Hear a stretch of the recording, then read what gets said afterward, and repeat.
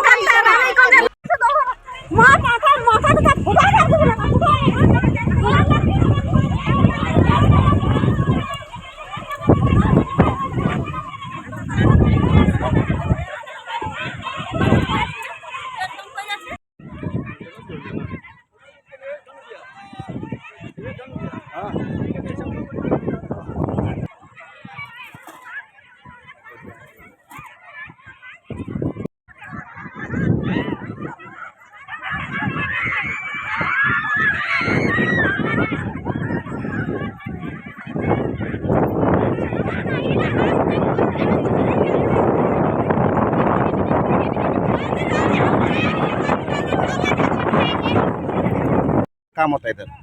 यही बस हमने देखिए नजदीक में फेस हुआ है। कितना एक से करके कम से कम 15-20 गो से ज्यादा हो गया है। अच्छा। और हम लोग का घर कितना सामने है, नजदीक में जाके देख लीजिए।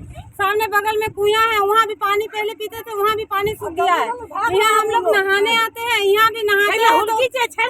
छेड़छाड़ी भी कर रहा है। अच्छा, मतलब कोयला निकालता है। हम लोग थाना गए, थाना में कुछ सुनवाई नहीं दिया। विधायक जी आए, विधायक जी से आग्रह किए, लेटर दिए, उन लोग भी नहीं कुछ किया।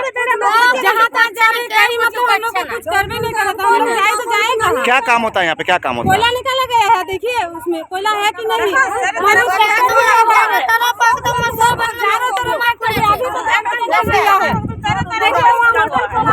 खाना बन रहा है इन लोग के लिए।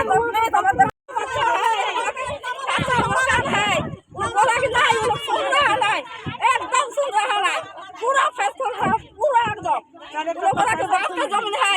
अरे हम लोग के यहाँ घर है, हम लोग कहाँ जाएगा? घर छोड़ के, बाल बच्चा छोड़ के, जाल मस्जिद छोड़ के, वो लोग इतना हरामी है। सब कोयला निकल रहा है। हाँ, पूरा कोयला निकल रहा है, पूरा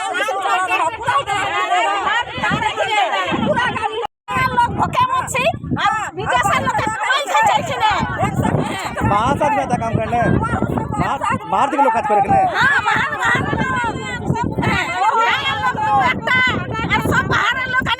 दिन रात का कोनो रोक नहीं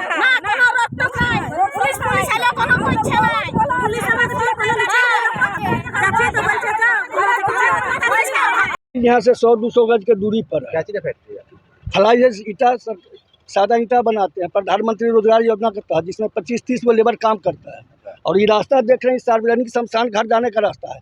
अब बगल में यहाँ से वहाँ तो कुआं खोद कर कोयला निकाला, जो अंदर हमारे आधा तक चला गया है। अवैध निर्माण हो रहा है कोयला। ये एकदम अवैध हो रहा है। देखा जाए, कहीं कुछ बोलते हैं, एप्लीकेशन देते हैं, कोई जवाब का उसका अच्छी नहीं, जवाब नहीं मिलता है। कहाँ का एप्लीकेशन दिया? अब ये थाना में दिए हैं, DSP साहब को, SP साहब को, माइनिंग को दिए हैं, CI सब कमांडेंट को दिए हैं, कहीं से कुछ हमको जवाब नहीं कोई मिला। कार्रवाई नहीं हुआ? कोई कार्रवाई नहीं हुआ। रोज कोयला निकलता है यहाँ से? रोज डेली कितना मुहाना बना हुआ है? मुहाना कम से 50 को मुहाना यहाँ बना हुआ है।